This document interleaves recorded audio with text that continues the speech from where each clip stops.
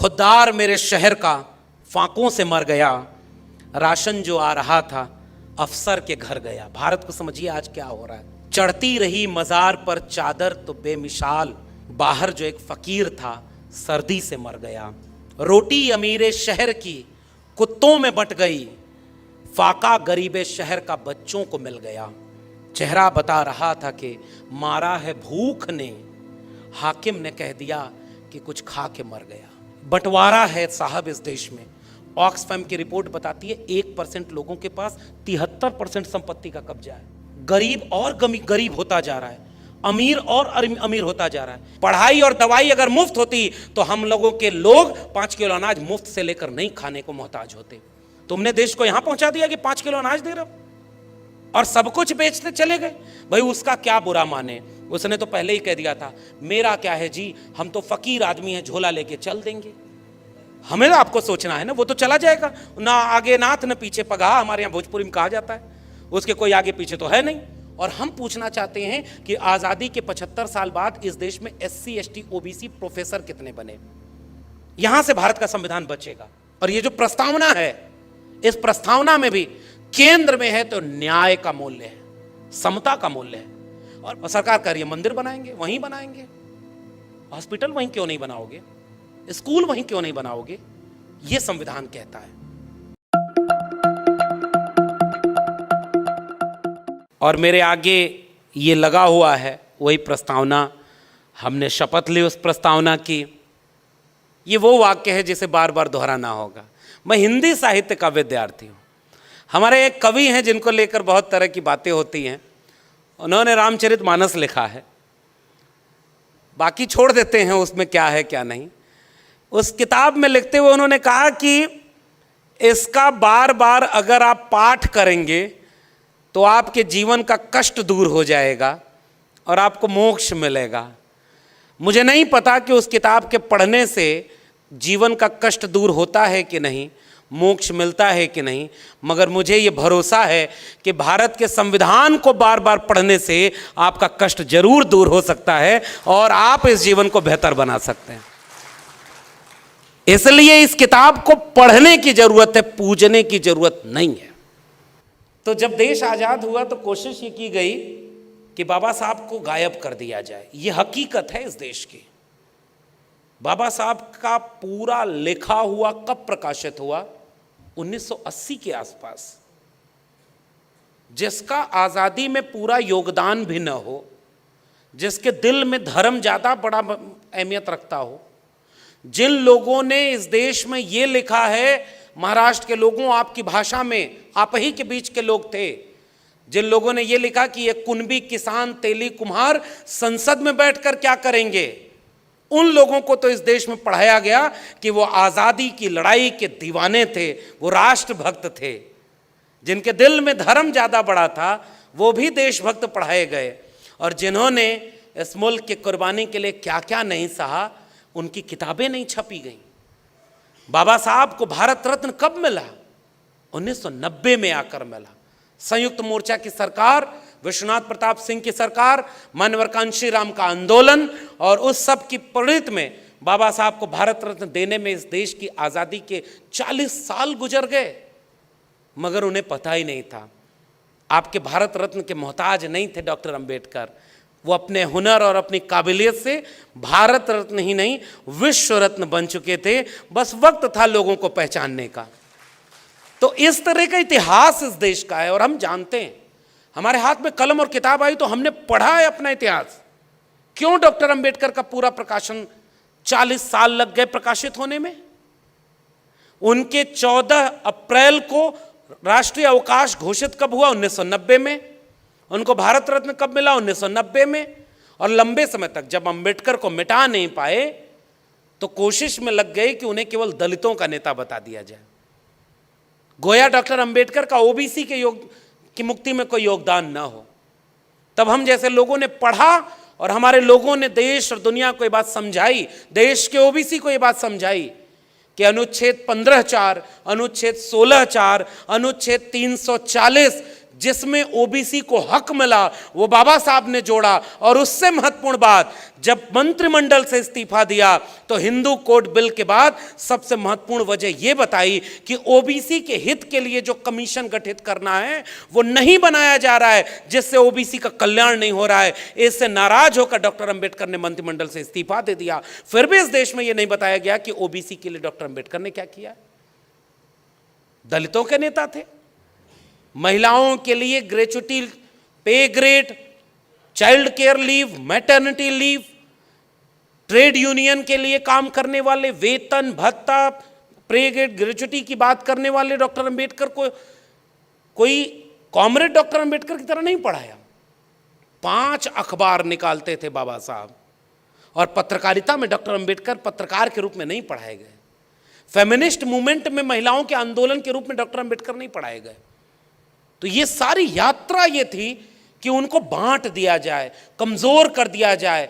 मगर एक बात बाबा साहब भी जानते थे, इसलिए यूं ही नहीं लिख दिया था कि शिक्षा वो शेरनी का दूध है, उसे जो पिएगा वो दहाड़ेगा। बाबा साहब के लोग पढ़ने लगे, और आज देखिए देश नहीं दुनिया में जन आंदोलन और न्याय की हर लड़ाई में अगर कोई सबसे बड़ा आइकॉन है तो बाबा साहब डॉक्टर भीमराव अंबेडकर हैं। ये इस देश का और उनका हुनर था, और इसलिए हम बाबा साहब को याद करते हुए संविधान को याद करना चाहते हैं।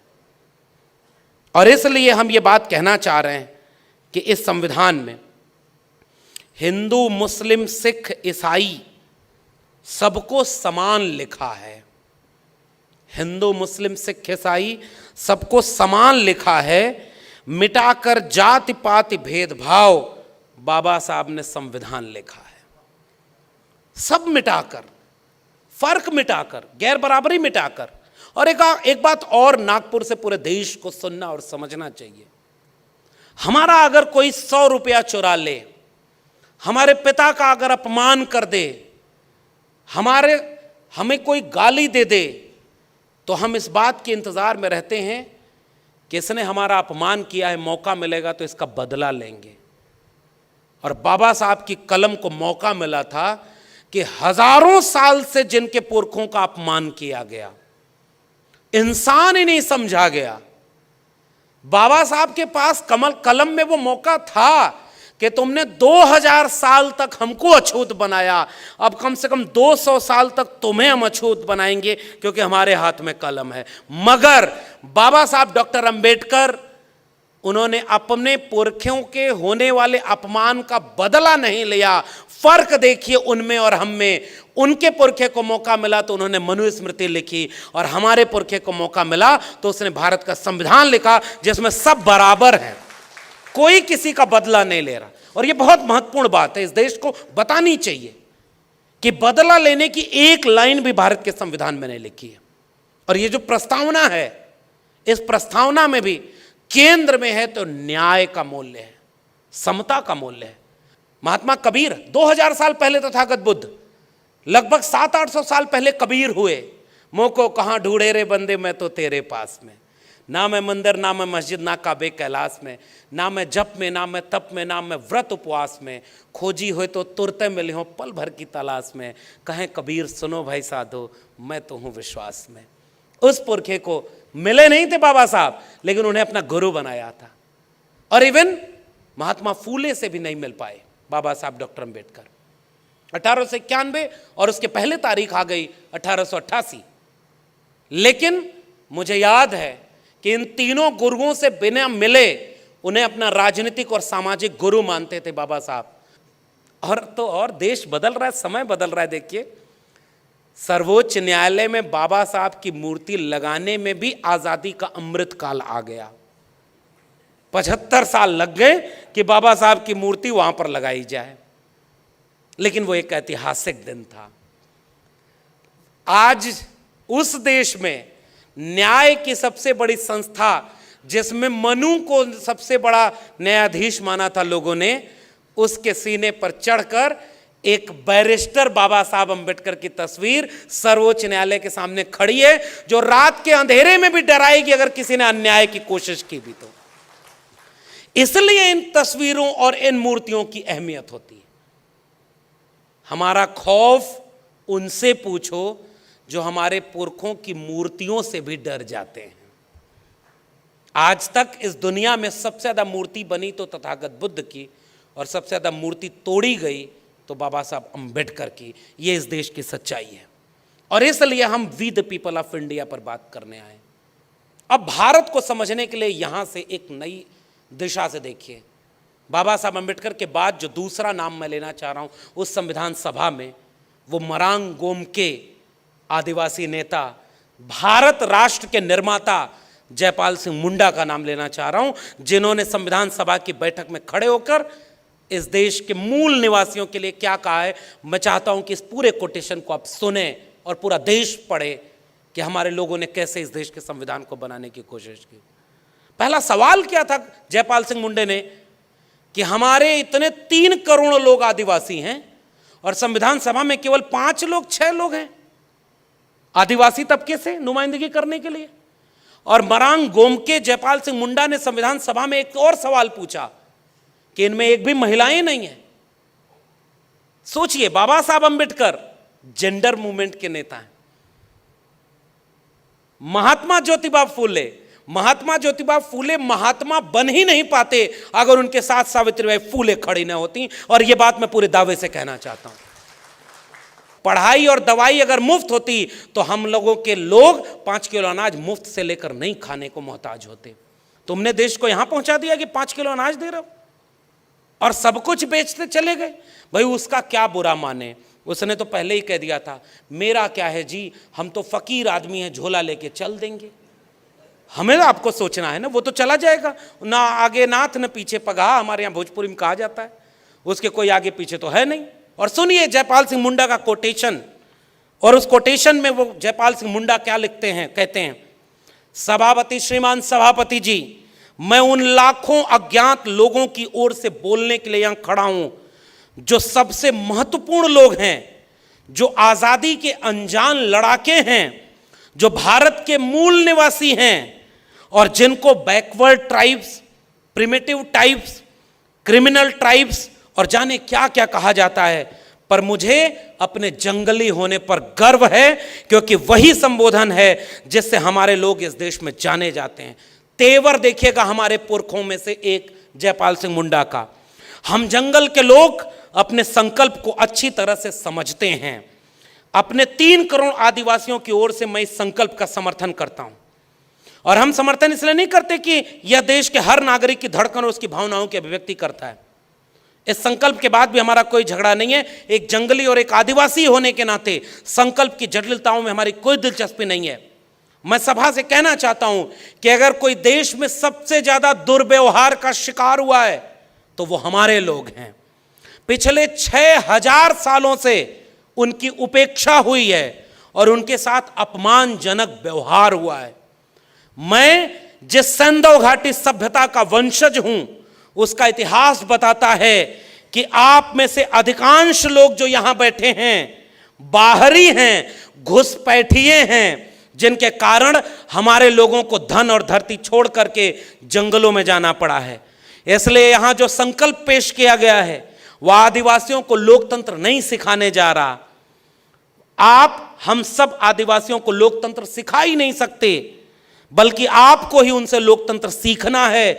आदिवासी पृथ्वी के सबसे पहले, पुराने और सबसे बड़े लोकतांत्रिक लोग हैं और इसलिए हम ये चाहते हैं कि इस देश के संविधान में हमारी जगह ऐसी बने कि हमें भी महसूस हो कि हां, हमारा मुल्क आजाद हुआ है। यह कोटेशन पढ़ा था जयपाल सिंह मुंडा ने।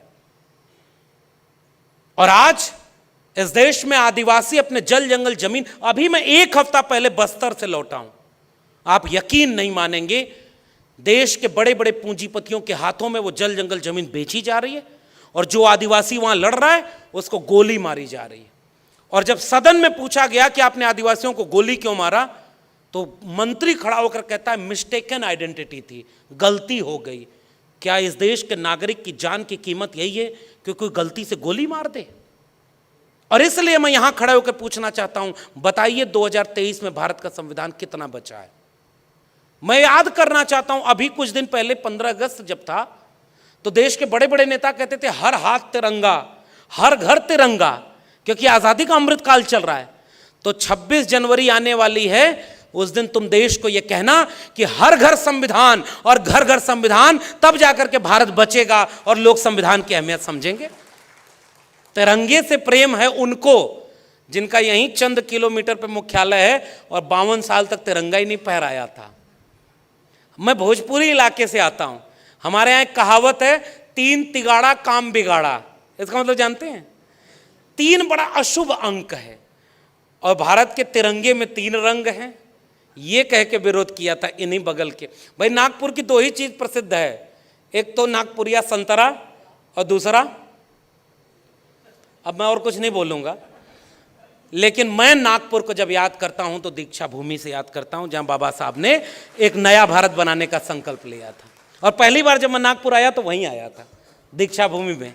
ये मेरे लिए गौरव की बात है। इसलिए मैं, चूंकि आपने विषय संविधान रखा है, संविधान की प्रस्तावना रखी है, तो मुझे यह याद करने की जरूरत है कि बड़ी मुश्किल से यह संविधान बना था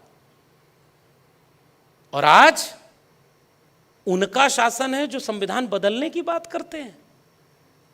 मैं यहां से एक वाक्य कहना चाहता हूं, तुम दूसरा संविधान तो ला सकते हो, मगर दूसरा अंबेडकर कहां से लाओगे? कहां से ले आओगे दूसरा अंबेडकर जो ऐसा संविधान लिख दे? तथागत बुद्ध के खिलाफ भी बहुत लोग थे, तथागत बुद्ध डरे नहीं। कबीर के खिलाफ उस समय भी लोग थे, मगर कबीर मेरे पुरखे ने क्या लिखा? कबीरा खड़ा बाजार में लिए लुकाठी हाथ और जो घर जारो अपना चलो हमारे साथ, तब जाकर के ये भारत ऐसा बना था।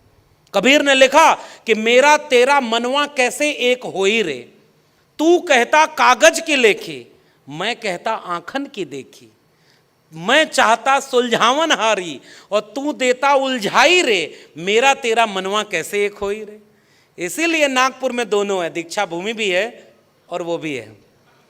और उनको सबसे बड़ी चुनौती अगर इस देश में कोई दे सकता है तो वो फूले अंबेडकर पेरियार की विचारधारा है, जो उनके सामने सबसे बड़ी चुनौती बनी हुई है। मैं नाम भी लेना उनका उचित नहीं समझता, आप वजह समझते होंगे। जिस मंच पर बाबा साहब की बात हो, किसी और में इतनी क्षमता कहाँ कि उनका नाम भी लिया जाए। इसलिए इशारे में ही बोल रहा हूं। इसलिए मैं ये बात कहना चाहता हूं कि हमारे पुरखों ने कलम और किताब की बात कही है। रविदास ने साफ लिखा है कि ऐसा चाहूं राज में जहां मिले सबन को अन्न और छोट बड़ो सब संबस है, रविदास रहे प्रसन्न। छोटे बड़े को मिलाने की बात थी ना।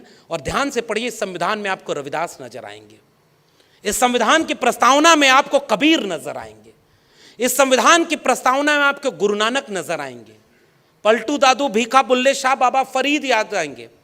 इस संविधान कोई मामूली संविधान नहीं है। इस संविधान की प्रस्तावना में आपको बुद्ध नजर आएंगे। जब भी समता की बात होगी, जब भी न्याय की बात होगी, तो बुद्ध इसमें मिलेंगे। तो संविधान बड़ी मुश्किल से ऐसा बना था भाई, सबको बराबर का अधिकार दिया था, लेकिन आज उस संविधान को भीतर से खोखला कर दिया गया है। और हम पूछना चाहते हैं कि आज़ादी के 75 साल बाद इस देश में SC ST OBC प्रोफेसर कितने बने? यहां से भारत का संविधान बचेगा। आप सेंट्रल गवर्नमेंट के बहुत सारे एम्प्लॉइज लोग हैं और भी बहुत सारे लोग आए हुए हैं। बताइए, पुराने लोग जितने सरकारी नौकरी पाए थे, अब उससे संख्या बढ़ रही है, घट रही है? घट रही है। पुरानी पेंशन बंद हो गई। ये वाला जो आज का प्रधानमंत्री है, इसके पुराने वाले थे, उन्होंने पेंशन बंद की, तो इसने सोचा कि नौकरी खत्म कर देते हैं, सरकारी नौकरी खत्म। 1% से भी कम सरकारी नौकरी बची है। तो संविधान में लिखा है कि आरक्षण मिलेगा, तो आरक्षण सरकारी शिक्षा और सरकारी नौकरी में था।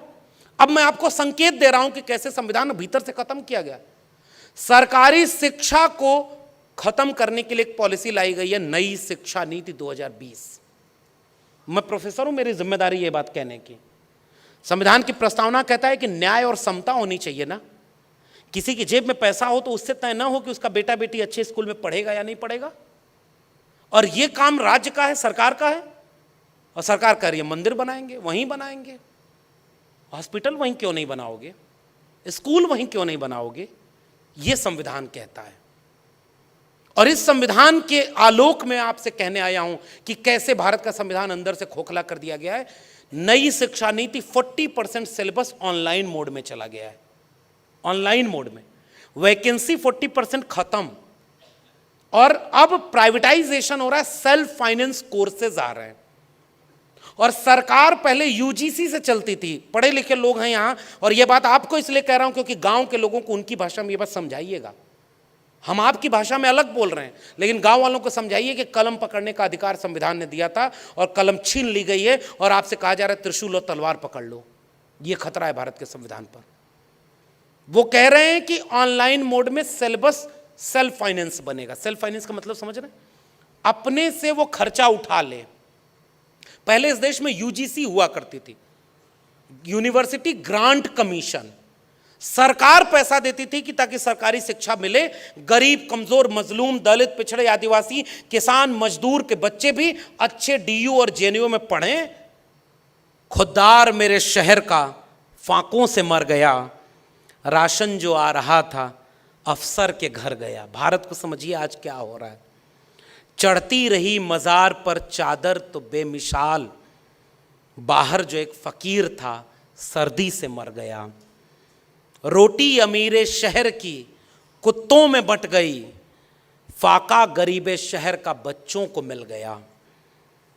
चेहरा बता रहा था कि मारा है भूख ने, हाकिम ने कह दिया कि कुछ खा के मर गया।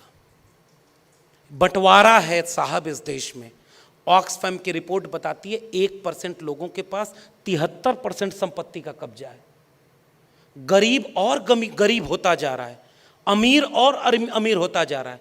सामाजिक और आर्थिक गैर बराबरी दूर नहीं हुई, बढ़ती जा रही है। और हमारे सामने अब आकर देखिए, गरीब को इतना गरीब किया जा रहा है कि वो मजदूर बन जाए। और बाबा साहब ने उसको शासक बनाने के लिए कहा कि जाओ अपने घर की दीवारों पर लिख दो कि तुम इस देश के शासक हो।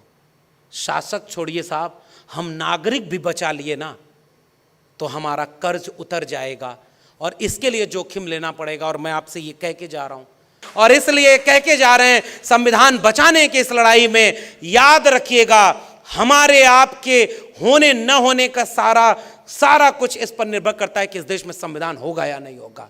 इसलिए सब कुछ लुटाकर इस संविधान को अगर बचा पाए, तभी हमें इस बात का मौका है कि हम फूले अम्बेडकर पेरियार का नाम भी अपने जबान से लें। वरना जय भीम वो भी बोल रहे हैं जो उनकी शरण में खड़े होकर अपने आंदोलन को बेच दिए हैं। वहां भी जाकर मूर्ति पर माला, इस देश के प्रधानमंत्री भी अंबेडकर की मूर्ति पर माला पहनाते हैं भाई, वो भी जय भीम और नमो बुद्धाय बोलते हैं। तो जय भीम बोलने से आंदोलन नहीं बचेगा। देश बचाना होगा तो वही बात, कबीरा खड़ा बाजार में लिए लुकाठी हाथ, और जो घर जा रो अपना चलो हमारे साथ। इसी बात को कहते हुए आपसे विदा लूंगा, फिर मिलेंगे। तब तक के लिए जय भीम, जय मंडल, संविधान जिंदाबाद, उल गुलान जिंदाबाद और इंकलाब जिंदाबाद।